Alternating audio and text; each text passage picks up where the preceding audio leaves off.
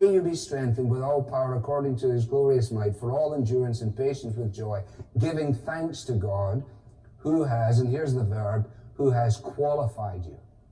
Who has qualified you. You see, what Paul does constantly in his letters, and it's so vitally important, isn't it? He reminds the people who they are in Christ. He reminds them again and again and again of their union with Christ. He has reminded them, this is who you are, and this is what you are, because this is the marvel of what God has done. I mean, we've sung about it tonight. When I was lost, you came and rescued me, reached into my life and lifted me. I'm reading a wonderful book at the moment. I haven't finished it, so I'm not going to tell you the name, but it's an amazing testimony of a lady who was a professor at Syracuse University in the Department of English and an avowed lesbian. And it is an amazing story of the transforming power of Jesus Christ in her life. She writes as a married woman and the mother of 3 children, testifying to the transformation brought about in her life, brought into an entirely different dimension of existence, changed from the inside out. And she's unashamed in her testimony concerning it. She has been qualified. On what basis was she qualified?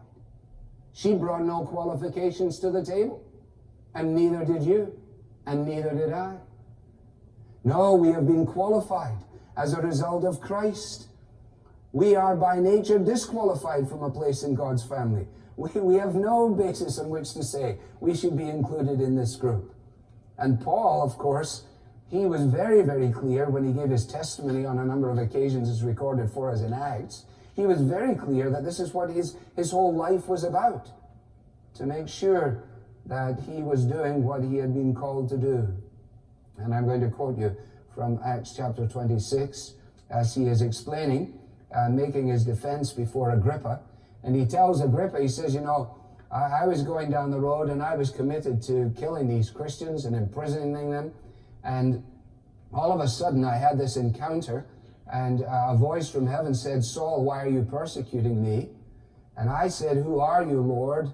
And the Lord said, and this is what the Lord said, I am Jesus, whom you are persecuting.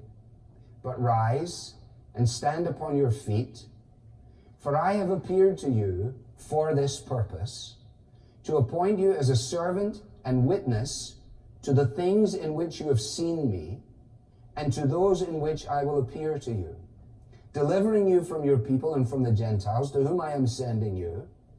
Here we go.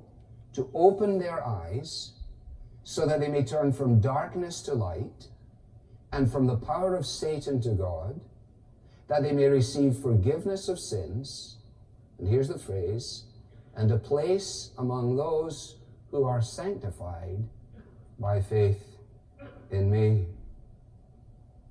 Qualified to share in the inheritance of the saints in light. Secondly, delivered. Delivered from the domain of darkness. And we could add another verb, couldn't we? Transferred. Transferred to the kingdom of his beloved Son.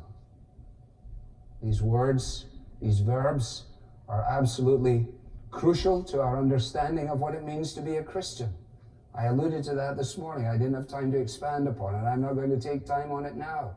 But I have a great fear that some of us confuse an interest in the things of Jesus, or a desire to turn over a new leaf, or the pursuit of a spiritual experience. We may confuse these things with what it means to be delivered. Delivered.